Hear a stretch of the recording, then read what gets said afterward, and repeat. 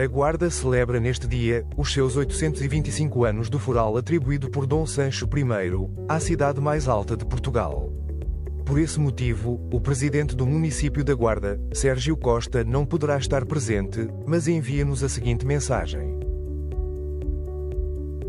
Gostaria de expressar o meu agradecimento à engenheira Ana Paula Vitorino, presidente da Autoridade da Mobilidade e dos Transportes, pela sua liderança e visão na realização da Conferência Mobilidade Integrada, Eixo da Beira Interior.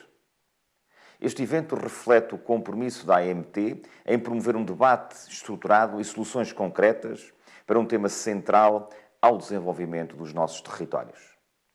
Quero também reconhecer a parceria exemplar estabelecida entre a AMT e os municípios da Guarda, Belmonte, Covilhã, Fundão e Castelo Branco, que unidos demonstram como a cooperação regional é essencial para enfrentar os desafios da mobilidade em territórios de baixa densidade. Esta conferência é uma iniciativa que reforça a importância de pensarmos a mobilidade de forma integrada, sustentável e orientada para as necessidades das nossas populações. E a engenheira Ana Paula Vitorino é, sem dúvida, uma peça-chave nesta missão. Obrigado por trazer este debate tão necessário à Beira Interior e por fortalecer as bases de um futuro mais conectado e inclusivo para a nossa região. Caros participantes, é com grande satisfação que, ainda que à distância, por estar a participar nas comemorações dos 825 anos da atribuição do Foral à cidade da Guarda, me junto a esta importante conferência dedicada à mobilidade integrada, Eixo Beira Interior. Agradeço a oportunidade de partilhar convosco a visão estratégica e os passos concretos que o Conselho da Guarda e a nossa região estão a implementar para transformar a mobilidade num verdadeiro motor de coesão social, desenvolvimento económico e sustentabilidade ambiental. A mobilidade, sobretudo em territórios de baixa densidade como a Beira Interior, é muito mais do que um simples meio de deslocação. É um fator determinante para a qualidade de vida das nossas populações, para a competitividade económica e para a redução das desigualdades sociais. No entanto, é também um dos nossos maiores desafios históricos. A geografia acidentada, a dispersão populacional e as limitações das infraestruturas existentes criaram um cenário em que o transporte coletivo não tem conseguido responder adequadamente às necessidades das nossas populações. Como consequência, temos uma dependência excessiva do transporte individual, o que agrava os problemas ambientais, aumenta a exclusão social e limita o desenvolvimento regional. Mas não nos resignamos a este estado da arte. Pelo contrário, temos trabalhado com determinação para transformar as adversidades em oportunidades, implementando medidas concretas que colocam a Guarda e a Beira Interior no caminho de uma mobilidade verdadeiramente integrada, multimodal e sustentável. Quero destacar este projeto piloto de mobilidade integrada da Beira Interior, uma iniciativa que representa uma visão arrojada e estruturada para o futuro da nossa região. Este projeto envolve um consórcio de municípios da Beira Interior, Guarda, Belmonte, Covilhã, Fundão e Castelo Branco, e baseia-se numa abordagem integrada que liga, de forma eficaz e harmoniosa, diversos modos de transporte, ferroviário, rodoviário, partilhado e ativo. Este projeto tem como objetivo principal conectar os concelhos através das linhas ferroviárias da Beira Alta e da Beira Baixa. Este é um passo decisivo para assegurar que a nossa região se mantém competitiva, coesa e preparada para os desafios do século XXI. Não poderia deixar de destacar a importância do consórcio da rede integrada de hidrogênio da Serra da Estrela, recentemente formado, que representa um passo decisivo no esforço da mobilidade sustentável e na inovação tecnológica ao serviço dos nossos territórios. Este consórcio, que une 9 municípios da Cimbeiras e Serra da Estrela e da Cimo Coimbra, cria as condições necessárias para uma candidatura sólida às redes urbanas da região centro, permitindo que o nosso território, onde se encontra o maior parque natural do nosso país, o Parque Natural da Serra da Estrela, se afirme como referência em soluções de mobilidade limpa e eficiente. Este projeto representa o futuro da mobilidade, tanto para os transportes como para as pessoas. Ao integrar o hidrogênio como uma alternativa energética, não estamos apenas a investir na sustentabilidade, mas também a criar uma visão de progresso que coloca a Beira Interior na vanguarda da transição energética e na promoção da conectividade e da coesão territorial. É através de iniciativas como esta que transformamos desafios em oportunidades, garantindo um território mais moderno, mais competitivo e mais preparado para enfrentar o futuro. No entanto, é com preocupação que constatamos que, apesar de ter sido lançado um aviso para a compra de cerca de 300 autocarros de zero emissões, num investimento de 90 milhões de euros através do Plano de Recuperação e de Resiliência, o tão conhecido PRR, gerido pelo Fundo Ambiental, nenhuma candidatura foi aprovada para o interior do país. Esta situação reflete uma disparidade que não podemos ignorar. O interior, onde os desafios de mobilidade são particularmente acentuados, deveria ser uma prioridade no acesso a investimentos deste tipo.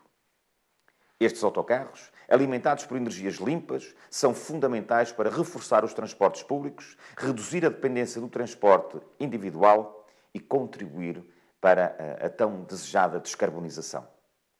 É essencial que o Governo e as entidades gestoras reavaliem os critérios de alocação destes fundos, garantindo que territórios como a Beira Interior não fiquem excluídos das soluções de mobilidade sustentável. O interior precisa de investimentos que estejam alinhados com as suas necessidades específicas para que a transição energética e a mobilidade sustentável sejam uma realidade para todas as regiões do país, sem exceção. O futuro da mobilidade e da coesão territorial só será possível com políticas inclusivas e que coloquem o país em igualdade de oportunidades.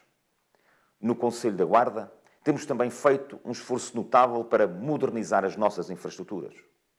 Uma das nossas novas estradas variantes, que estamos a projetar e que esperamos que nos próximos meses possa iniciar no terreno, irá criar uma nova ligação da cidade ao Parque Industrial e terá já um corredor exclusivamente dedicado a transportes públicos. Um outro exemplo, muito emblemático no nosso compromisso com a mobilidade sustentável na Guarda, é o projeto piloto executado com a designação Incremento de Modos Suaves no acesso ao Parque Industrial da Guarda. Este projeto reflete a nossa visão para integrar diferentes modos de transporte, promover a mobilidade ativa e valorizar o património natural da região. A iniciativa consiste em criar ligações eficientes e mais sustentáveis entre os transportes rodoviários e os transportes ferroviários, conectando a zona alta e a zona baixa da cidade da Guarda ao Parque Industrial e ao Parque Urbano do Rio Diz, o nosso maior parque urbano da cidade. Para além de melhorar as condições de acessibilidade, este projeto contribui para a mobilidade ativa, com a criação de percursos cicláveis e pedonais que incentivam deslocações mais saudáveis e ecológicas. Simultaneamente, o projeto reforça o potencial turístico sustentável ao oferecer aos cidadãos e visitantes a possibilidade de usufruir das paisagens naturais da Guarda enquanto se deslocam. Esta integração de transportes é uma resposta concreta às necessidades do território, assegurando uma mobilidade mais conectada e mais amiga do ambiente e posicionando o Conselho da Guarda como um exemplo na transição para um modelo de mobilidade verdadeiramente integrado e sustentável. Com esta ecovia, estamos também a potenciar o turismo de natureza, criando sinergias entre mobilidade, cultura e economia local. Ainda na área da inovação, os transportes urbanos da Guarda, os nossos STUG, têm sido alvo de uma profunda modernização. Adaptámos as viaturas para garantir acessibilidade a pessoas com mobilidade reduzida, instalámos painéis com horários em tempo real, renovámos as paragens de autocarro, ajustámos as linhas para melhor atender as zonas de maior afluência, como as escolas, os parques empresariais, o Instituto Politécnico da Guarda. Estas mudanças refletem o nosso compromisso com a inclusão e com a criação de um sistema de transportes eficiente e amigo do ambiente. No entanto, não podemos esquecer o papel fundamental das infraestruturas estratégicas, como a plataforma logística da Guarda e o nosso Porto Seco, que são essenciais para impulsionar a economia regional e nacional. O Porto Seco, que depende agora da finalização das obras da linha da Maré Alta, uma infraestrutura crucial não apenas para a Guarda, mas para todo o país. Este investimento, de cerca de 300 milhões de euros, que irá permitir a circulação de comboios de mercadorias de grande capacidade, tornando a nossa região num ponto estratégico para o transporte de bens e fortalecendo a ligação com Espanha e o resto da Europa. A abertura da totalidade da linha da Maré Alta vai retirar milhares de caminhões das estradas e reduzir significativamente as emissões de carbono. Estes investimentos são mais do que uma necessidade. são uma prioridade para garantir que o interior do país é visto como uma força motriz no desenvolvimento nacional. O Porto Seco da Guarda, concebido para funcionar como uma infraestrutura estratégica com estatuto aduaneiro e transitário, é um pilar fundamental para o desenvolvimento logístico e económico da região. No entanto, a sua plena concretização enfrenta dois desafios que nós consideramos absolutamente críticos. O financiamento necessário para a conclusão da sua primeira fase, num investimento de pouco mais de 4 milhões de euros, e a não abertura da linha da Beira Alta na totalidade, que continua a atrasar a operacionalização desta infraestrutura que nós consideramos vital para o nosso desenvolvimento. Este projeto não é apenas uma infraestrutura local, é uma peça-chave para a dinamização económica do país, ao ligar o interior às principais redes logísticas nacionais e internacionais. A sua indisponibilidade da totalidade da linha da Beira Alta afeta diariamente a economia local, restringindo as oportunidades de exportação e a atração de novos investimentos. Aguardamos com urgência a conclusão das obras para que possamos maximizar o impacto positivo do Porto Seco e da plataforma logística da Guarda, criando um verdadeiro eixo de desenvolvimento integrado para a Beira Interior. Sem estas condições básicas, o interior irá continuar a ser penalizado, perpetuando desigualdades que já não são aceitáveis no contexto de um país que se quer coeso e competitivo. Exigimos, assim, um compromisso firme e célere das entidades competentes para desbloquear estas questões críticas e garantir que o interior tenha as ferramentas necessárias para cumprir o seu potencial. A Guarda tem todos os atributos para se poder afirmar como uma grande cidade da logística transfronteiriça, posicionando-se como um verdadeiro hub estratégico do interior de Portugal. A sua localização privilegiada, na confluência dos principais eixos rodoviários e ferroviários que ligam Portugal à Europa, faz da Guarda um ponto estratégico para a circulação de mercadorias e pessoas, tanto a nível nacional como internacional. Com infraestruturas como a plataforma logística da Guarda, que já atrai empresas de referência e se encontra em plena expansão, tal como o Porto Seco da nossa cidade, nós estaremos assim preparados para consolidar o nosso papel como um centro logístico de excelência na Guarda. Este hub permite a integração de transportes ferroviários e transportes rodoviários, otimizando operações de carga, descarga e distribuição, reduzindo tempos de transporte e custos logísticos. Além disso, reforça o potencial exportador da região centro e norte do país, permitindo que os produtos locais cheguem aos mercados internacionais com maior eficiência. A visão da Guarda como cidade da logística transfronteiriça é essencial para a dinamização económica, não só da Beira Interior, mas de toda a região e de todo o país. Este posicionamento permite atrair investimentos, criar empregos qualificados e potenciar a instalação de novas empresas no nosso território. Com a operacionalização do Porto Seco e a reabertura da totalidade da linha da Beira Alta, a Guarda poderá consolidar-se como um elo vital na cadeia de valor logística, potenciando a competitividade das indústrias locais e nacionais. A criação deste verdadeiro hub no interior é também um exemplo de como o desenvolvimento económico pode ser compatível com a sustentabilidade. O transporte ferroviário, integrado com soluções inovadoras como o hidrogénio, reduz de uma forma significativa a pegada ambiental, tornando a Guarda no modelo de logística verde e eficiente. Afirmar a Guarda como cidade de logística transfronteiriça é mais do que uma estratégia local. É uma visão de futuro que coloca o interior no centro das grandes decisões económicas, reduzindo assimetrias regionais e contribuindo para o crescimento harmonioso do país. Este é o caminho para uma Guarda mais forte, mais conectada e pronta para os desafios do século XXI. Por último, gostaria de sublinhar que a mobilidade sustentável não é apenas uma questão técnica ou logística, é uma escolha política, social e ambiental. Na Câmara Municipal da Guarda acreditamos que o futuro será sustentável ou não será de todo. Por isso, cada projeto que implementamos tem como base essa sustentabilidade, a inclusão e a eficiência. Caras e caros amigos, estamos a construir um território mais moderno, mais conectado e mais justo. A mobilidade é a chave para o nosso desenvolvimento e para a qualidade de vida das nossas populações. Convido-vos a fazer parte desta transformação. Juntos, podemos fazer da Beira Interior um exemplo nacional de mobilidade sustentável e de inovação. Eu começo por agradecer ao Sr. Presidente da Câmara da Guarda a intervenção tão completa que fez. Peço-vos que não façam o mesmo.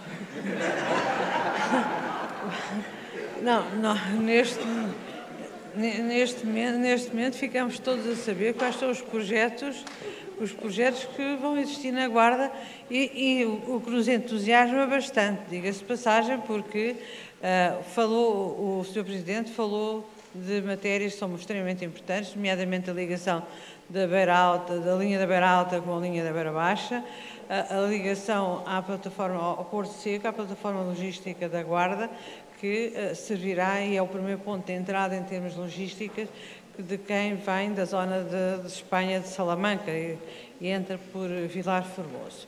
Bom, mas, e muitos parabéns também pelos 825 anos do Foral, que julgo que são 825, julgo que sim,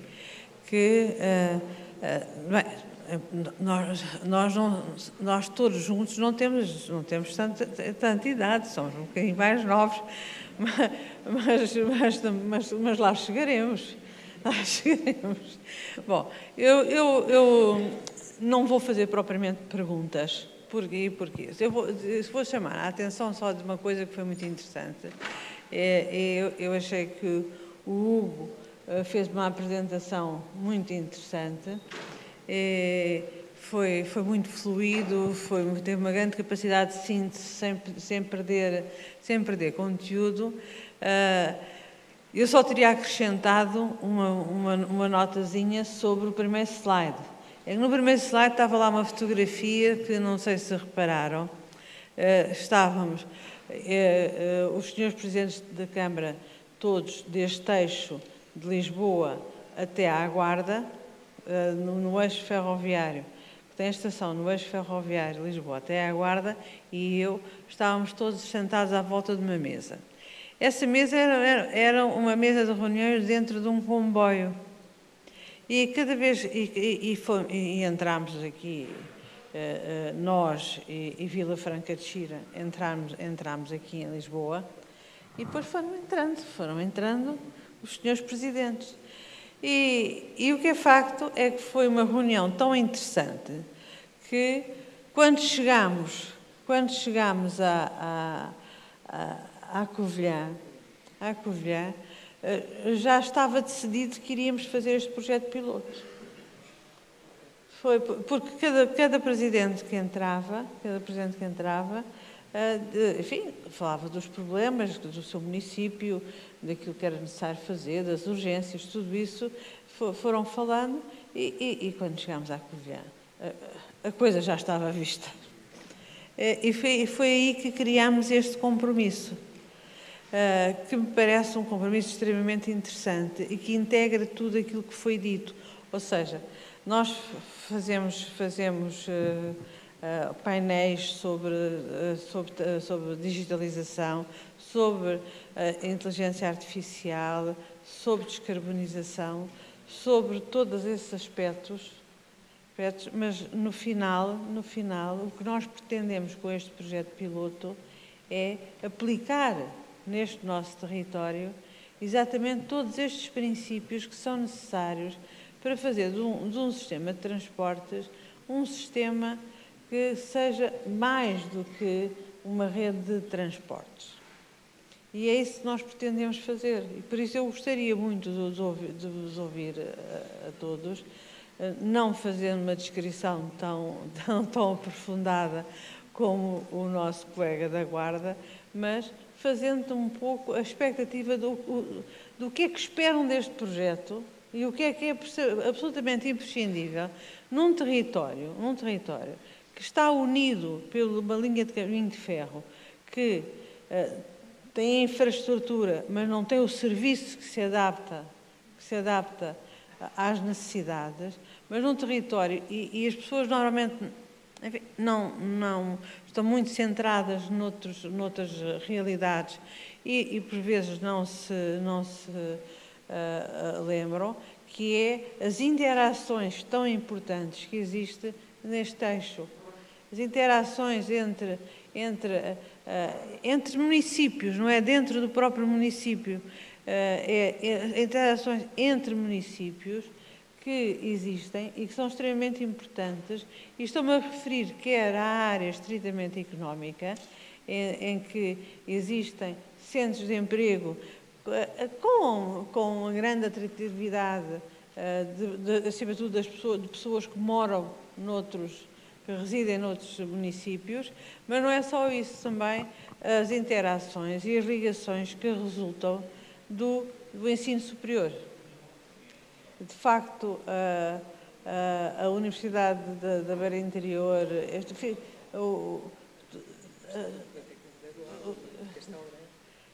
tudo isto cria movimentos regulares e pendulares que não estão cobertos e poderiam estar, esses eram dos primeiros que poderiam estar com este projeto. Para além disso, eu há pouco perguntava-me, já não sei quem, sobre as necessidades de transporte, e nós, julgo eu, temos que ir um pouco para além daquilo que é o establishment e deixar de pensar os transportes como o meio que é necessário para irmos trabalhar ou para irmos estudar. É mais do que isso, porque a nossa vida tem mais do que trabalho e estudo. A nossa vida também tem uma base social que se tem que manter. E há sítios aqui neste território que nós estamos a falar, há sítios em que se eu de repente decidir ir ao cinema não vou porque não tenho como. Ou se de repente quiser ir jantar com os amigos não vou porque não tenho como. E portanto, tudo isto também tem que ser pensado. As nossas necessidades, que não são só ir trabalhar ou ir estudar, são viver a vida que... eu tenho aqui um pequeno diferente com o Sr. Vice-Presidente, que a vida que, no meu entender, é a única que temos para viver, é esta. Não existe segunda volta e, portanto, nós temos que pensar na nossa vida de uma forma completa. Vou passar já a palavra ao Sr. Vice-Presidente da Câmara de Belmonte, enfim, dir-nos-á o que espera disto e o que necessitam e que pode vir deste projeto. Então, muito boa tarde a todos. Antes de mais, agradecer à Sra. Presidente pela ideia, pelo projeto, por isto, porque realmente aquilo que tenho estado a assistir hoje traz-nos mais vontade de avançar com estes projetos, com este tipo de projetos que são tão importantes para nós. Há bocado o Hugo falava que não é uma folha em branco. No caso de Belmonte é uma folha em branco, porque, ao contrário dos outros municípios que estão neste eixo, Belmonte é mais pequeno, é o concelho mais pequeno, com menos população, não tem nenhuma cidade, como aqui apareceu também no slide, quando apareceram os hospitais, o nosso apareceu a preto porque não temos hospitais, não temos universidades, institutos politécnicos. São 4 freguesias pequenas, que uma delas é Sete Concelho, que é Belmonte, que vivem muito do eixo Guarda-Covilhã, mais, porque estamos ali a 15 minutos de carro, estamos a 15 minutos da Guarda, estamos a 15 minutos da Covilhã, e a nossa maior dificuldade é conseguir criar.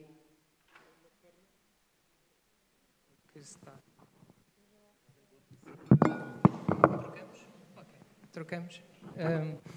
Peço desculpa.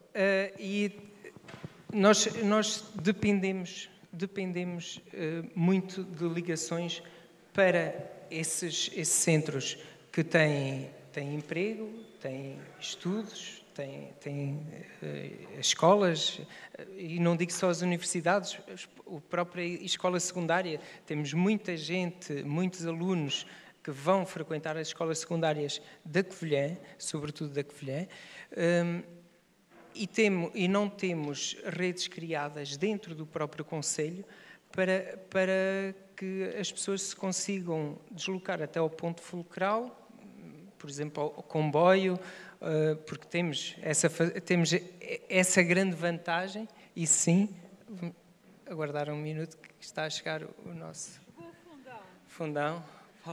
Paulo, tudo bem. Como dizia, nós temos essa necessidade de criar os fluxos para os pontos fulcrais, desde das aldeias, para depois se poderem deslocar para a Covilhã ou para a Guarda. Não temos essa rede criada. É muito importante, e eu de manhã ouvia quando estavam a falar de inteligência artificial, falarem dos transportes na baixa densidade, que existem soluções para nós seriam fundamentais e são muito importantes. Por isso, este projeto é importante para se pensar em essas soluções e trazer, como dizia muito bem, trazer estas ideias todas e depois pô-las em prática. E nós necessitamos urgentemente pô-las em prática numa região que precisa de crescer, tem qualidade para crescer. Também, como dizia muito bem, nós não temos universidades, não temos hospitais, mas temos das melhores zonas para o turismo, temos zonas magníficas, temos muita história, temos muita cultura. O Concelho de Belmonte é riquíssimo nessa área e temos de conseguir trazer pessoas e que se possam ligar ao eixo e quando se chega ao eixo, quando se chega a Castelo Branco, se possa saber que, apanhando aquele tipo de transporte, chega a Belmonte e, se quiser regressar de Belmonte, tem uma forma de o fazer, coisa que neste momento não acontece, além dos custos associados. E nós, porque é que fomos perdendo a questão dos transportes que tínhamos? Teve tudo a ver com a questão financeira, a questão dos custos associados a um transporte. Eu posso dizer que neste momento um aluno que tira um passe que estamos a falar de 25 km para ir para a Covilhã, que é o único transporte que nós temos, uma carreira que faz do ponto mais distante do nosso concelho até à Covilhã, custa 150 €. Um passe mensal só dá para aquela carreira, que tem de manhã e volta e regressa no final do dia. Se houver uma opção de apanhar o comboio, que poderia vir de comboio até... Mas depois não tem ligação e tem que pagar um bilhete à parte. O que quer dizer que não... Esta ligação é fundamental. Nós, nestes momentos, e por acaso eu tenho os meus filhos que estudam aqui em Lisboa, e então vejo o que é a diferença de eles estarem aqui, querem ir para Odivelas e metem-se no metro e depois, se quiserem, andam no autocarro. Nós não temos nada disso. E nós temos que acho que é obrigatório, todos os concelhos do país, todas as regiões do país, terem direito a tudo o que todos nós temos direito. Por isso é fundamental pensarmos isto desta forma e acho que é este o caminho. Por isso, muito obrigado mais uma vez. Muito obrigada, Sr. Vice-Presidente. É muito interessante, principalmente para quem participou... Já não estão cá. Para quem participou está ali a Sandra.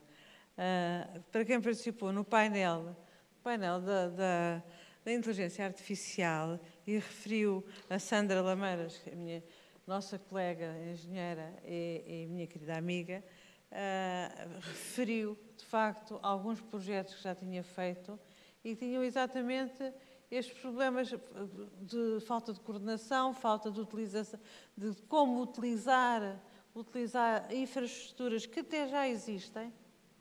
Nós estamos a falar de uma zona em que, evidentemente, que existe excesso de capacidade na rede ferroviária, mas não existe comboios, o serviço é que não existe. E, portanto, é impossível fazer essa coordenação quando não existe. E, portanto, é bom que nós todos identifiquemos aquilo que é necessário fazer e com o peso dos autarcas e o peso do regulador, negociarmos, e isso era uma segunda fase, com a CP ou outro operador ferroviário que esteja interessado, e com a IP, a existência de mais serviços. Mas é muito para além disso. Eu lembro, agora falando com o Sr. Presidente da Câmara Municipal da Covilhã, eu lembro que uma das conversas, e mais até do Sr. Presidente do Fundão, que nós temos em Portugal um problema de planeamento que nos faz sempre andar ao contrário.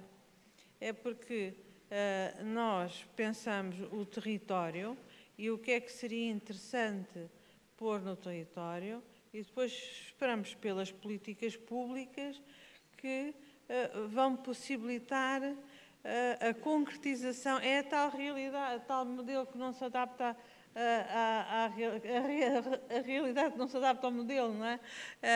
Portanto, andamos sempre ao contrário. Agora, nós, de facto, e o nosso objetivo, o grande objetivo, e lembro-me bem da conversa que tivemos relativamente a isso, era criar, independentemente de ser necessário já ou não, criar condições para atrair, para criar atratividade económica para que não seja necessário andar a vender, entre aspas, o território, pedindo às empresas ou criando soluções de natureza fiscal para que as empresas se instalem nestes territórios. É ao contrário, nós temos que criar condições para que os territórios sejam apetecíveis. E eu uso propositadamente essa palavra, não é atrativas, é apetecíveis para a instalação de pessoas e empresas. Quer comentar essa nossa conversa? Com todo o gosto, Sra. Presidente, que começo por cumprimentar e agradecer o amável convite para estarmos aqui hoje, enfim, a debater tão descontraídamente e ao mesmo tempo tão aprofundadamente, como já tive a oportunidade de assistir durante todo o dia. Cumprimentar todos os presentes. Um abraço aos meus estimados colegas. Não sei antes, não querendo fugir à questão, mas porque a Sra. Presidente tocou aí num aspecto muito importante que tem a ver com o planeamento, é que em Portugal, vá-se lá saber porquê, fazemos diagnósticos em cima de diagnósticos, mais diagnósticos.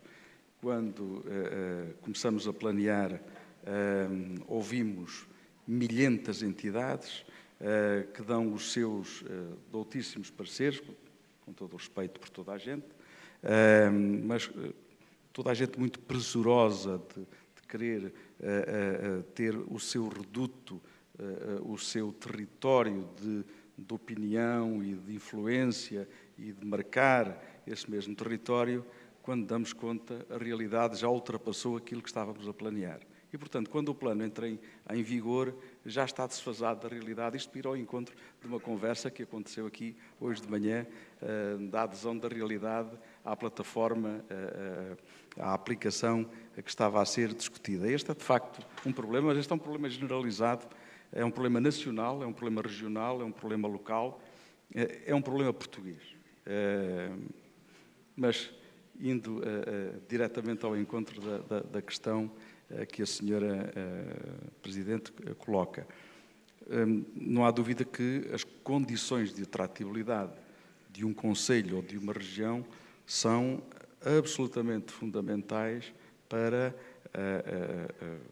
captar a vinda de instituições, designadamente de empresas, de profissionais, sobretudo profissionais qualificados, e não só, porque hoje já não temos só dificuldade de mão de obra qualificada, temos-la também ao nível da mão de obra menos, enfim, qualificada.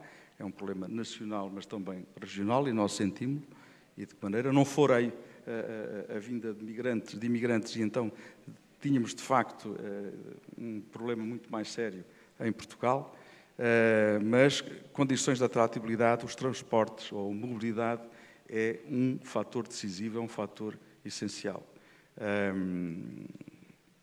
jamais me esquecerei que no meu primeiro mandato, tendo conhecimento de um investidor nórdico que procurava o interior de Portugal como oportunidade para se fixar num ramo de atividade muito importante, de alto valor acrescentado, e eis não quando todos os requisitos eram preenchidos, mas tínhamos um senão, é que estávamos a mais de 100 km de um aeroporto. A Covilhã ficava a mais de 100 km de um aeroporto e, portanto, os custos de contexto, à época, foram tidos em conta, foram considerados e, portanto, ficámos excluídos desse investimento, que, por acaso, também não ficou em Portugal, infelizmente. Mas a verdade é que lá estão as condições de adaptabilidade que passam pela mobilidade.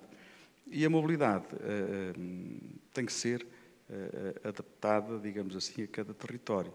É verdade que este eixo de Castelo Branco à Guarda, passando pelo Fundão, pela Covilhã e por Belmonte, é um eixo que tem muitas afinidades, muitas similitudes, tem um movimento pendular, como muito bem referenciou a senhora Presidente e o Dr. Hugo também sublinhou na apresentação que fez, essas necessidades de os transportes públicos corresponderem a esse movimento pendular é absolutamente crucial e é fundamental. As pessoas já não estão fixadas num único concelho.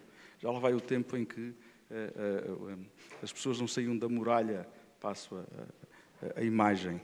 Hoje, enfim, a globalização não é só um fenómeno mundial, é um fenómeno também local. E, portanto, circulam muitos nossos concidadãos que trabalham, uns que são da Guarda e trabalham na Covilhã, outros são da Covilhã e trabalham em Castelo Branco, outros de Castelo Branco trabalham na Covilhã, ou no Fundão, ou em Belmonte. Há esta particularidade. E atender a estes movimentos é fundamental. E foi por isso que eu e o meu estimado colega Paulo Fernandes, Presidente da Câmara Municipal do Fundão, ainda há cerca de um ano e pico, procurámos o Sr. Secretário de Estado das Infraestruturas, no sentido de podermos aplicar exatamente um projeto piloto para o movimento pendular entre o Fundão e a Covilhã, porque temos muitas afinidades, e é certo que temos muitas afinidades com Belmonte, com Castelo Branco ou com a Guarda, temos-las mais sob este ponto de vista das relações laborais, económicas, empresariais e também estudantis. Temos ali uma ligação muito forte. E, portanto, queríamos era potenciar nas ditas horas de ponta, designadamente mais compagináveis, mais adequadas aos horários das empresas e dos estabelecimentos de ensino, pudéssemos ter um metro de superfície, assim lhe chamámos, entre comas, enfim, sem pompa. E a verdade é que não perdemos ainda a esperança. O processo estava bastante adiantado, temos um novo governo, sei que o meu estimado colega também já fez um contacto no sentido de continuarmos essa ideia, acalentamo-la, temos esperança de a poder implementar e, nesse sentido, queria dizer que depois, se ela resultar, neste momento eu também tenho a consciência que não é fácil aplicá-la porque há muito tráfego ferroviário de mercadorias, designadamente na linha da Beira Baixa, por causa da existência das obras na linha da Beira Alta. Talvez não seja o melhor momento para implementar o projeto, mas a ideia cá fica.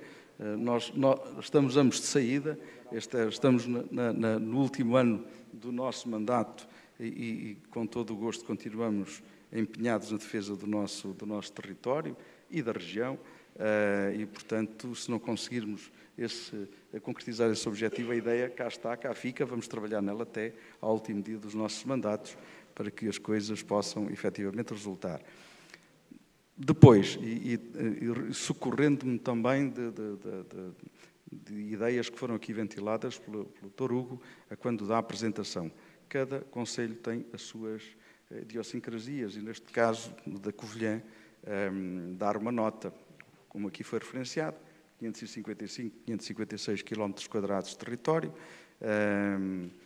com 21 freguesias, sendo que só 16 estão fora do eixo urbano, mas com muitas aldeias e vilas e localidades disseminadas e espalhadas por todo o concelho, é uma grande dificuldade, no fundo, completar a rede de transportes num concelho com estas características. Acresce uma outra, que é um grande, digamos, cria uma grande entropia em qualquer solução de transportes. Tem a ver com o declive. Covilhã, o concelho da Covilhã é uma cidade de montanha. O concelho tem mais de metade da sua área declivosa. Temos inclinações muito acentuadas, mas mesmo muito acentuadas. Para dar uma ideia, só cerca de 19,5% do nosso território é que é amigo da circulação rodoviária, pedonal, da mobilidade suave e da mobilidade ativa. Portanto, por conseguinte, é difícil, num território com estas características, implementar qualquer sistema. Mas temos um que é, não vou dizer que é inovador, mas tem componentes que poucas cidades terão em Portugal. Na cidade, onde nós temos cerca de 33.500 habitantes, num eixo de 5 freguesias que a circundam,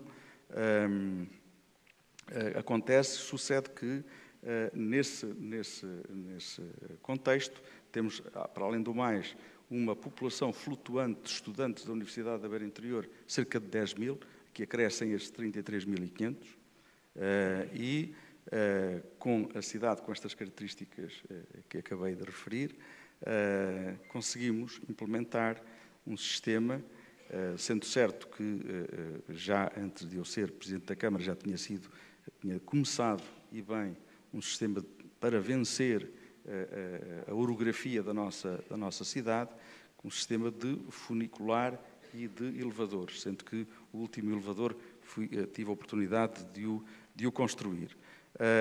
E a complementar, temos, portanto, agora esta concessão, uma concessão que é integrada, portanto, visa a manutenção, conservação deste funicular e destes elevadores, o estacionamento em subterrâneo e à superfície, a concessão também rodoviária e, portanto, para além do mais, temos a crescer a mobilidade suave, portanto, as bicicletas partilhadas e as trotinetas.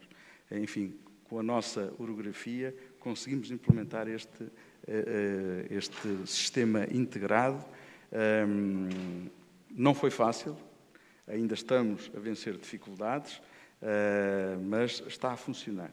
Está a funcionar, não é barato, estamos a falar de um sistema que custa cerca de 1,8 milhões de euros anual e, portanto, convenhamos que isto é outra tónica das várias intervenções que já aqui ouvi hoje, que há que, no fundo, e a propósito até do transporte flexível, que ele tem que ser, no fundo, entre comas, subsidiado, chamemos-lhe assim, apesar de ele poder ser rentabilizado por via das formas mais inteligentes de o abordar e de o concretizar.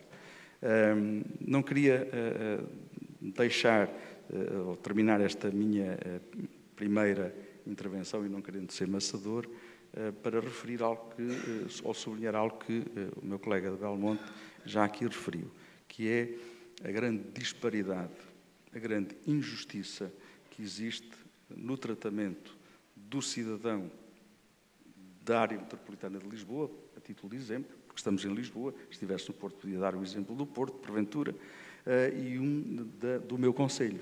Já não falo dos concelhos vizinhos.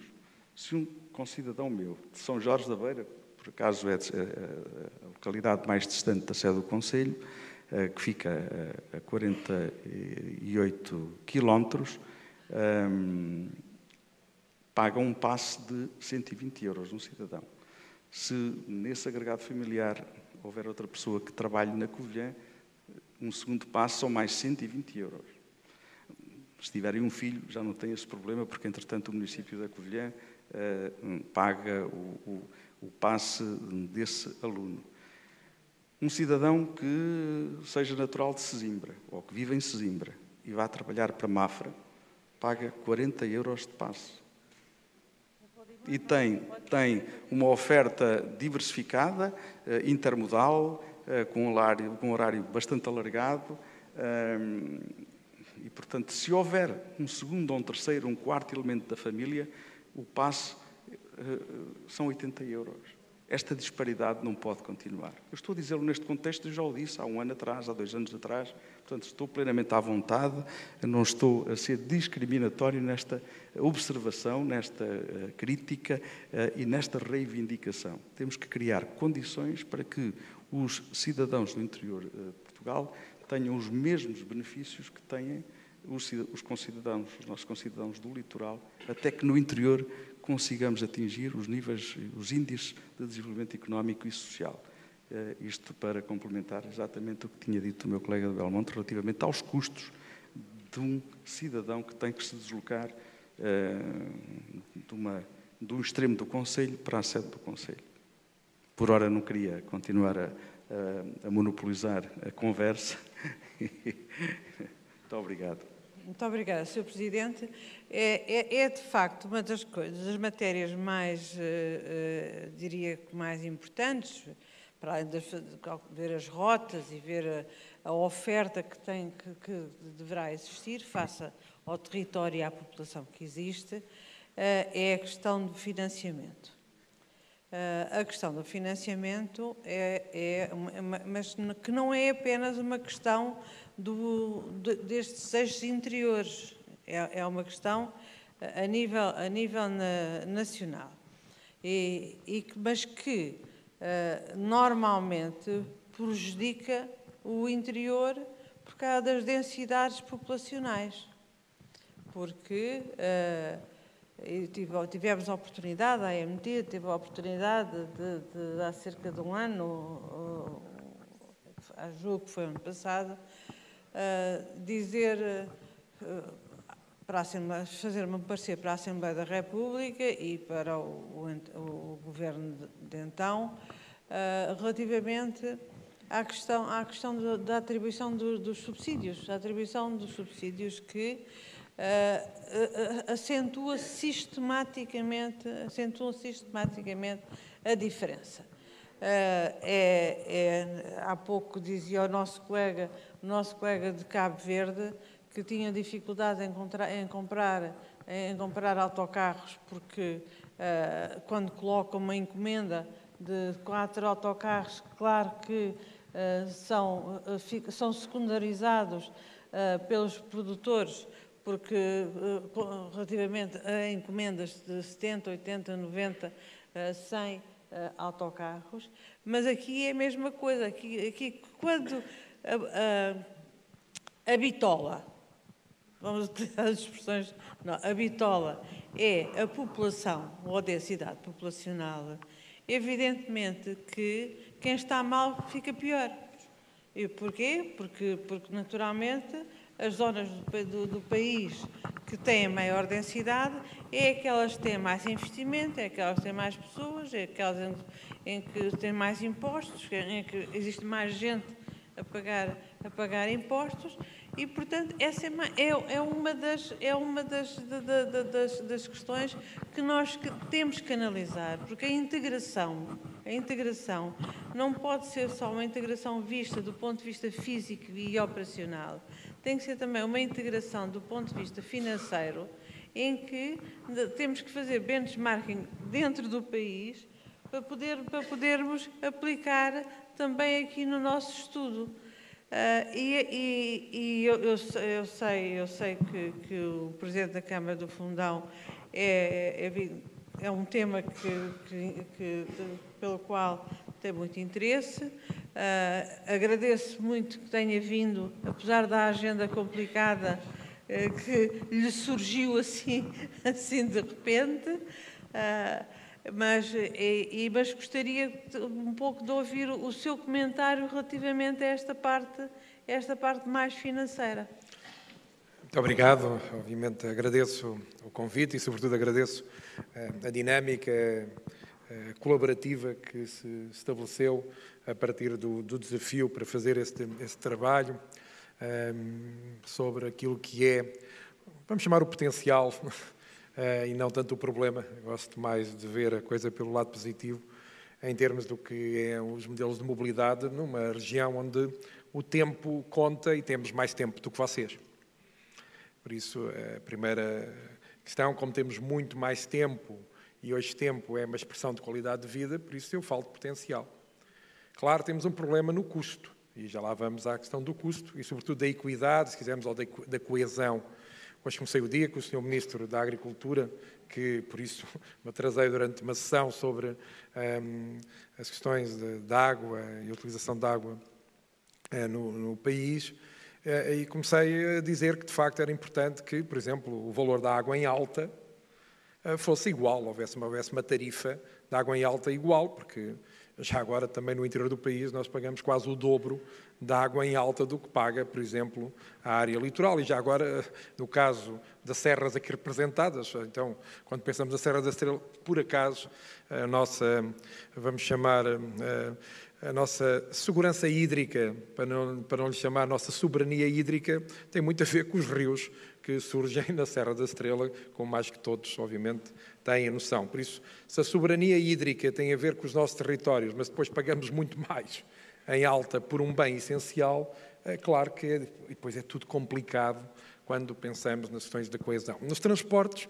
as questões são, obviamente, já que os meus colegas referenciaram e se quiserem até ainda colocar mais algo, como se costuma dizer, na fogueira, é que depois nós também temos 60%, não tanto, hoje um bocadinho mais de 60%, felizmente, cerca de mais de 70% do rendimento per capita desta região. Ora, se temos menos de 50 pontos percentuais de rendimento per capita, relativamente, por exemplo, à área metropolitana de Lisboa, e pagamos por quilómetro o triplo ou o quádruplo, alguma coisa, obviamente, não está bem, porque só para pôr aqui ainda um bocadinho mais, pôr aqui mais um bocadinho de expressão ao problema que aqui está em causa. Agora, há uma questão que é importante. Nós temos que fazer coisas que tenham impacto, tenham capacidade de transformar, que sejam viáveis, e onde a componente pública, de facto, entre no que é falhas de mercado. Onde, de facto, tenha falhas de mercado. Nós gastamos todos, se juntar Castelo Branco, vamos para cerca de 13 milhões de euros por ano, diretamente em transportes dos municípios que estão nas nossas NUTS 3. No caso de Castelo Branco, só estou a pôr o município de Castelo Branco, porque se calhar se pusesse os outros, ultrapassava seguramente os 15 milhões de euros, seguramente, por ano. 15 milhões de euros por ano de subvenção, se quisermos, ou de contratação direta, quando estamos a falar dos transportes, por exemplo, escolares, onde nós fazemos, sobretudo, por razões óbvias, fazemos de forma mais, às vezes mais direta, o que nós chamamos aquilo que são percursos muito direcionados. Não vamos pôr um autocarro e buscar alguém numa quinta. Mas nós temos muitas quintas onde temos que ir buscar alunos.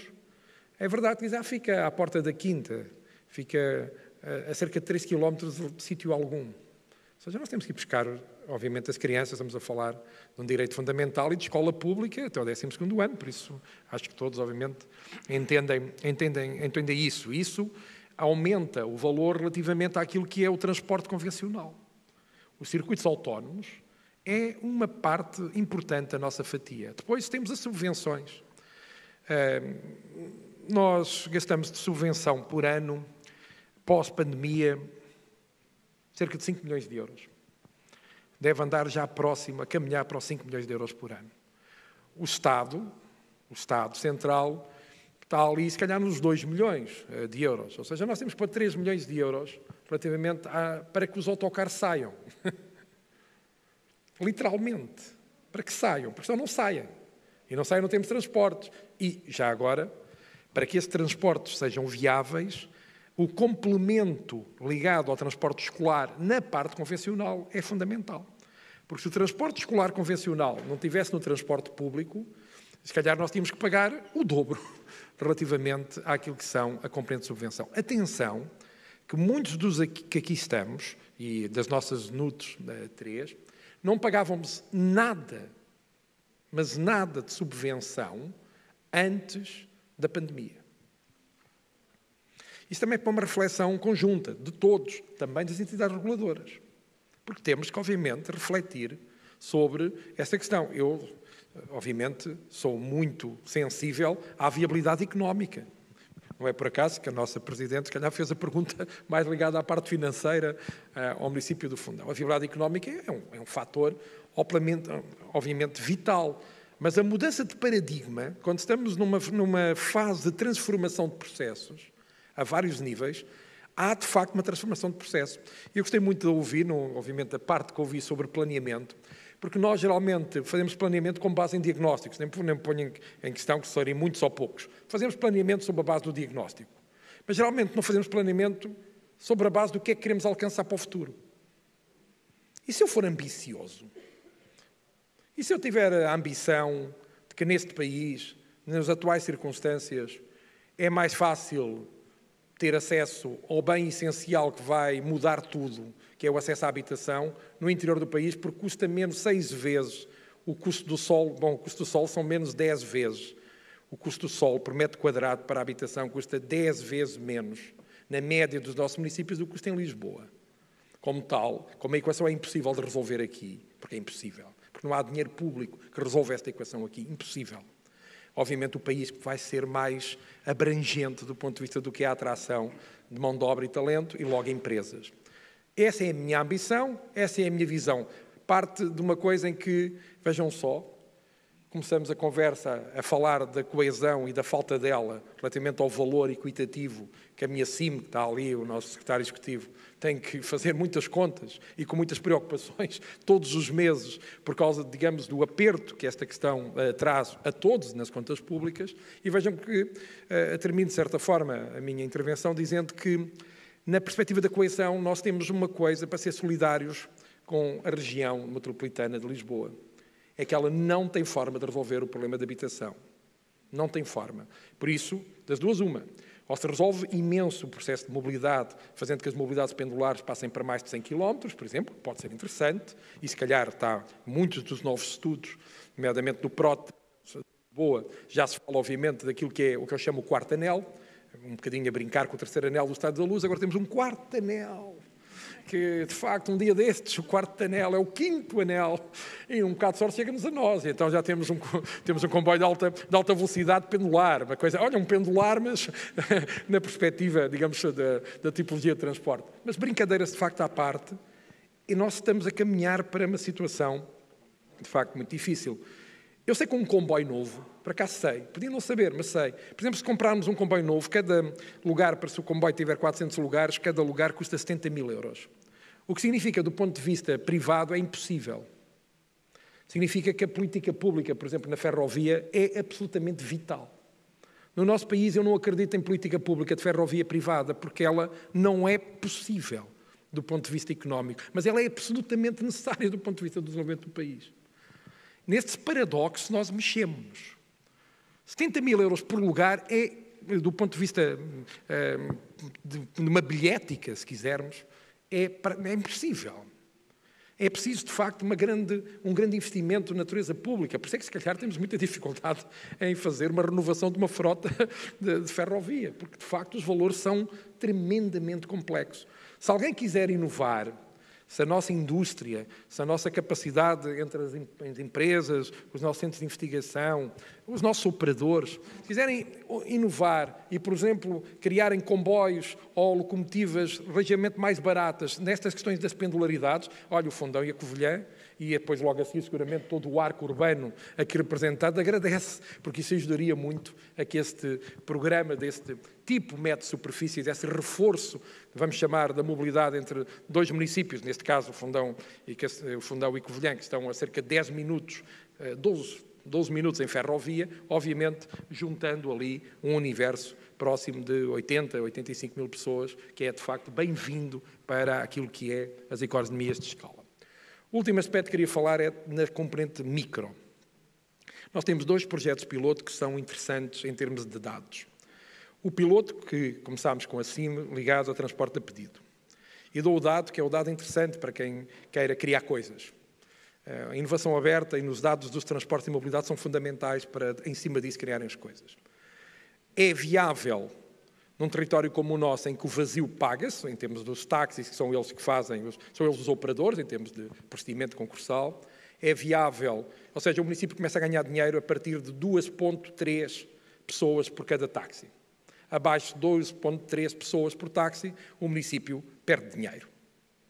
Perante aquilo que é o equiparado ao valor que as pessoas compravam numa bilhética de um transporte convencional. O que é que isso significa? Que nós não precisamos só ter transporte a pedido.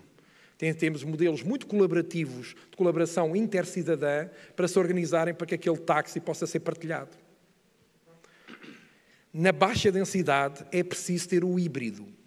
É preciso ter híbrido entre uma coisa que mais ou menos todos conhecemos, que é o a pedido, com uma coisa que mais ou menos todos queremos dar na mousse do ponto de vista de co-criar, que é o transporte colaborativo. Que ainda por cima, como sabem, precisa de regulação. Ainda por cima, como sabem, tem graves problemas. Graves não, tem ausência. Não é um problema, tem ausência de regulação que é preciso fazer. Agora é preciso cuidado, porque transporte a pedido, e falo agora do segundo projeto e calmo já, do segundo projeto piloto que fizemos, foi numa aldeia histórica em Castelo Novo, em que fizemos um transporte colaborativo. A ideia era turística, era ter carros elétricos que façam a ponte entre a estação de caminho de ferro e a aldeia. De repente, a partir da plataforma que criámos, percebemos que 80% dos utilizadores era a comunidade local. E percebemos que eles se organizavam. A própria comunidade local organizava-se, obviamente, para utilizar aqueles transportes. Fizemos, faça a redundância, com uma marca conhecida, foi a Renault, foi um modelo que juntámos de projeto piloto entre as várias entidades e, de facto, é muito interessante o que ali aconteceu. E, olhando para o que custa, é bastante mais barato do que quando eu faço outras contas, quanto é que custa por pessoa, ter transportes convencionais a andar naquela região. E quando eu penso que determinado tipo de modelos colaborativos, por pessoa, já nem falo por quilómetro, mas por pessoa, se calhar é mais interessante, para nós a pessoa vale mais, até porque somos menos, por isso a pessoa vale mais, se calhar. Obviamente aqui todos valem, como é óbvio. Mas se eu começo a ver que por pessoa, em modelos de transporte não convencionais, começo a gastar o mesmo ou menos do que gasta em transporte convencional perante a insustentabilidade financeira do transporte convencional, estão a perceber que o concurso, que agora está em curso na nossa CIM, e se calhar nas outras CIMs, vamos ver se aparecem concorrentes, atenção a que a transformação e o modelo mesmo da alteração da mobilidade vai acontecer. E nós vamos, se calhar, pensar noutras formas. E se nós pensamos noutra forma, eu diria que todos os agentes devem, geralmente, andar na linha da frente e começar a pensar também noutra forma quando chegam ao pé de nós. É muito raro, e isso é estranho num país como o nosso, que nos cheguem modelos de mobilidade por parte, vamos chamar, da sociedade organizada, da sociedade do conhecimento, da sociedade empresarial, se quisermos também, que nos cheguem, de facto, modelos que vão ao encontro destas questões. Por isso é muito raro nós, às vezes, também vermos onde é que anda o caminho. E estamos, ao fim e ao cabo, se calhar, a partir de projetos pilotos, a tentar construir caminho. É preciso caminho novo. É preciso caminho novo. E não é um caminho novo para os desgraçadinhos. É um caminho novo para uma alteração de estilo de vida, para uma alteração do que é a abordagem, do que é a atração das pessoas que, pela primeira vez, em se calhar alguns séculos, mudou. Isto mudou. Nós hoje não temos um problema de atração de pessoas. Vocês têm um problema de sustentabilidade, como é que as pessoas aqui vivem. Nós não temos um problema de atração de pessoas. E com isso que me toca.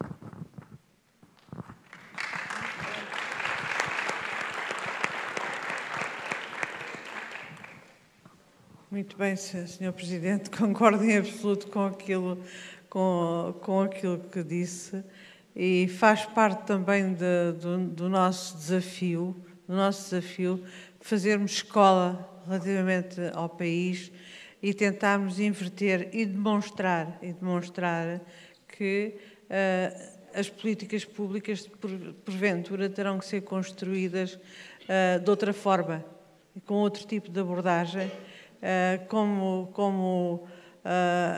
enfim, costumamos dizer, nós não podemos fazer omeletes sem ovos e portanto, teremos sempre que pensar no financiamento. Porventura, a forma como se está a financiar também não será a melhor. E isso tem que ser pensado. E não podemos ter medo de chamar nomes às coisas. Nós não podemos, nós aqui em Lisboa, pagamos taxa de esgotos, taxa de água, taxa disto, daquilo e daquele outro, mas se alguém falar em taxa de transportes, enfim, cai o céu e a trindade, é complicado. Mas para acabar, e estão-me a pedir que eu acabe rapidamente, porque senão o nosso keynote speaker a seguir terá dificuldade em falar e apanhar o avião a seguir. Mas gostava de perguntar ao senhor Presidente da Câmara Municipal de Castelo Branco, um pouco utilizando a imagem que o Paulo Fernandes estava a dizer, da enésima coroa para resolver o problema da habitação. Não, tem que se resolver o problema da habitação e eu também, há uns anos que me faz confusão como é que para resolver o problema da habitação jovem só se pensa no centro de Lisboa. Acho estranho. Enfim, eu neste momento vivo no centro de Lisboa há 40 anos, vivia nos arredores de Lisboa e já não era mau. Mas temos que nos preparar para a sexta coroa. E o primeiro destes nossos presidentes que é atingido logo pela coroa é Castelo Branco. Castelo Branco, de facto, está já ali. Mas isso faz-nos que nós temos que pensar, não, como é que nós completamos o sistema ferroviário neste eixo, mas também como é que temos que pensar o sistema ferroviário de forma um bocadinho diferente, porque nós, infelizmente, temos um país em que se pensa sempre tudo a partir de Lisboa. E houve uma altura que pensei que também se ia pensar a partir do Porto, mas depois já perdi essas ilusões. Mas como é que vê, que vantagem vê neste projeto no posicionamento que este território tem a nível nacional e a nível das decisões que possam ser tomadas a nível nacional? Muito obrigado, Sra. Presidente. Em primeiro lugar, felicitá-la pela iniciativa e por trazer aqui à zona ribeirinha da cidade de Lisboa o debate sobre a zona mais próxima de Espanha, relativamente ao nosso país, nomeadamente a Madrid, Salamanca e outras grandes cidades espanholas. É, de facto, uma iniciativa que lhe agradecemos e que a convido a repetir. Depois, respondendo à sua questão, eu queria colocar desde logo algo que tem a ver com a mentalidade. A mentalidade de Lisboa relativamente ao resto do país. E é conhecido de todos que Portugal é Lisboa e o resto é paisagem. E, de facto, não é assim. De facto, existe um país para além de Lisboa que é um país pujante, um país que investe, um país que faz inovação e um país que aposta no desenvolvimento. E o território do qual somos oriundos, desde Castelo Branco até à Guarda, é um território que tem essas características e que se vai complementando de acordo com aquilo que é esta distribuição geográfica de aproximadamente 100 km, que é a distância que dista de Castelo Branco até à Guarda, onde existe sinergias positivas. E eu estava-lhe a falar da mentalidade em diferentes aspectos. Em primeiro lugar, do Estado Central. O Estado Central aposta tudo no litoral e nas grandes cidades em detrimento daquilo que é o interior. Nós conseguimos, nos últimos 2 anos, se não estou erro, uma decisão histórica relativamente a Castelo Branco e ao interior, que é a localização de um Tribunal Central Administrativo do centro em Castelo Branco, mas eu sei o que é que passei, e o Sr. Secretário de Estado da Justiça na altura, para que esta decisão se tivesse consumado.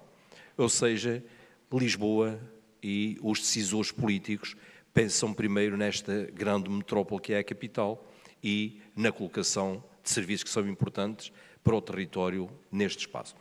E esta mentalidade é, de facto, uma mentalidade que acaba por prejudicar o país, porque se pensarmos naquilo que estava a dizer o Paulo Fernandes, relativamente à habitação e ao preço que se paga hoje por uma habitação em Lisboa, é um disparate nós não pensarmos no PIS e olharmos no PIS de outra maneira.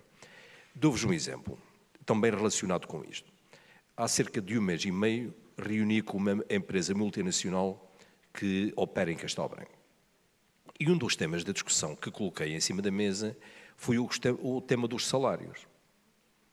Porque há aqui uma coisa extremamente negativa e diferenciadora pela negativa, que é a forma como se paga para o mesmo trabalho e para a mesma produção. O que é que eu quero dizer com isto? Nós temos uma empresa em Lisboa que trabalha, imaginemos, na área das tecnológicas.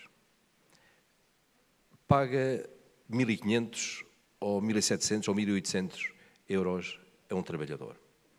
E para a mesma categoria profissional, em Castelo Branco vai oferecer à volta de 900 euros. Quando o jovem faz o mesmo trabalho e com uma vantagem acrescida relativamente a Lisboa, é que a capacidade de retenção na empresa, nos nossos territórios, é muito maior do que é aqui. Os jovens, os trabalhadores aqui, se calhar mudam de local de trabalho por 50 euros ou por 20 euros. E isso faz com que haja um investimento grande por parte das empresas na formação, que depois acaba por não render muito, porque quando ele está a render, e voltando ao render, acaba por mudar. Portanto, há que ter também este olhar. Há que ter este olhar de equidade, há que ter este olhar de valorizar aquilo que é feito, porque efetivamente a empresa ganha muito mais lá do que ganha aqui.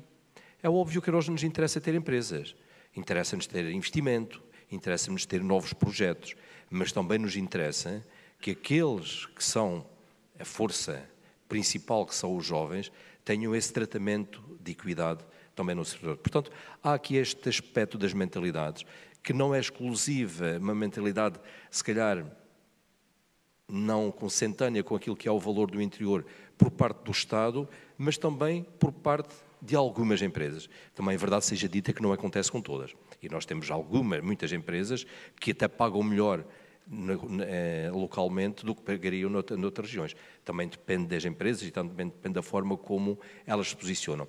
Mas este é um aspecto que eu queria realçar e que se faz sentir nesta dimensão do território, nestas várias dimensões do território. Depois queria falar um pouquinho sobre aquilo que é Castelo Branco.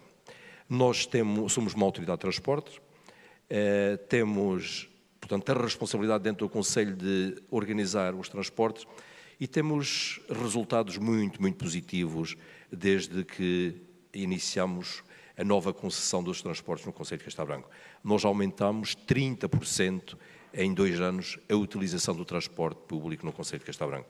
É um aumento exponencial de utilização, que se deve, obviamente, à melhoria da qualidade e da oferta e, por outro lado, também àquilo que são os preços que nós praticamos. A Câmara Municipal assume um valor quase impensável para que todos os cidadãos, e eu digo todos os cidadãos, e Castelo Branco é o 3º maior concelho do país, com 1.438 km², portanto temos uma dispersão demográfica muito grande neste território, mas nós pretendemos que todos os cidadãos tenham as mesmas oportunidades. E é por isso que iniciámos logo com o início desta concessão e com o início do nosso mandato, o projeto do transporte a pedido.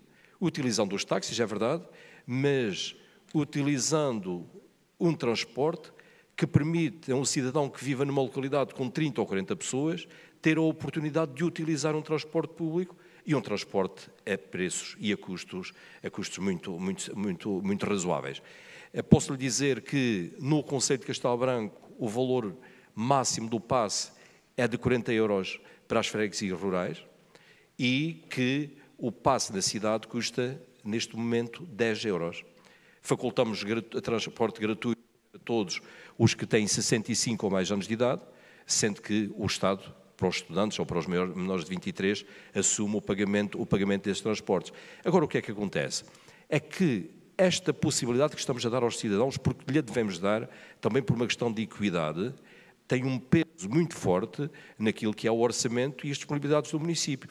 E depois voltamos aqui àquilo que é a equidade com o território nacional. E que, por exemplo, a distribuição dos fundos do Fundo Ambiental, das verbas do Fundo Ambiental, nós somos aqueles que contribuímos mais para a descarbonização. Castelo Branco, a Covilhã, o Fundão, têm manchas florestais como não existe muito no resto do país. E só por essa via já estamos a contribuir para a descarbonização e estamos a contribuir para o equilíbrio ambiental do território. Mas depois, na distribuição dos fundos do Fundo Ambiental, nós ficamos sempre na retaguarda, ficamos sempre para trás. E isto penaliza-nos enquanto autarquia, obviamente, e acaba por penalizar também os nossos concidadãos, as pessoas que vivem no território. Desafios. Este projeto é um projeto extraordinário, porque aproxima todos estes territórios. Só Belmonte aqui ainda não é cidade, para lá caminharemos, mas está a aproximar as cidades deste eixo, agrega a população e aproxima a população, e por esta via, obviamente, cria novas oportunidades. Oportunidades ao nível do ensino superior, oportunidades ao nível das respostas na indústria, também nos serviços públicos, e temos que pensar também naquilo que são as oportunidades ao nível, por exemplo, do turismo. Eu acredito que não vá ninguém de Lisboa, do Porto ou de Madrid a Castelo Branco ou ao Fundão apenas para ir visitar o Parque Natural do Tejo Internacional ou para ir fazer esqui na Serra da Estrela, ou visitar o Museu Judaico em Belmonte, ou comer uma cereja no Fundão. Mas talvez seja possível, é de certeza absoluta possível, e é potenciador de atratividade, podermos ter esta ligação entre estes territórios, facilitada, melhorada, e que permita ganhar escala. E ter, em vez de um dia ou dois de presença desses turistas, ter uma semana ou ter 2 semanas, porque o território é rico em oferta cultural, em oferta gastronómica, tem uma extraordinária paisagem natural, o Parque Natural da Serra do Tejo Internacional é um dos espaços mágicos do nosso país. O Tejo, as suas águas, as encostas escarpadas à volta do Tejo, permitem-nos leituras da paisagem e vivências com a fauna que é extraordinária e é única. E que nós temos que potenciar, que temos que utilizar e que pode ser complementado, obviamente, com os aspectos que aqui estava a referir. Depois temos outra coisa. Castelo Branco, concelho, conjuga em 4 km, no raio de 4 km, um aeródromo municipal com uma pista de 1.500 metros, onde quase todas as semanas pousam jatos privados, seja para negócios, seja para turismo cinegético, seja para outras atividades. Mesmo ali ao lado temos a linha do caminho de ferro da Beira Baixa, onde nós pretendemos fazer um terminal que sirva este espaço, que se pode vir a afirmar também, tal como na Guarda, como uma extraordinária plataforma. Temos a A23, a cerca de 4 km do aeródromo municipal, e temos o projeto e temos a ambição de concluir a ligação entre Lisboa e Madrid com um troço que falta entre Alcaías, as Termas de Monfortinho e Morleja. e que, com essa concretização desse projeto, aproximará ainda muito mais Lisboa a Madrid, com tudo aquilo que isto pode significar para os nossos territórios, e eu acredito que pode significar muito para os nossos territórios. E é a visão e a presença, como a senhora Presidente da autoridade aqui nos traz, que é preciso para o território e é preciso para estes territórios. Pensar diferente, sair da caixa e olhar para estes territórios não como um peso, mas sim como uma oportunidade.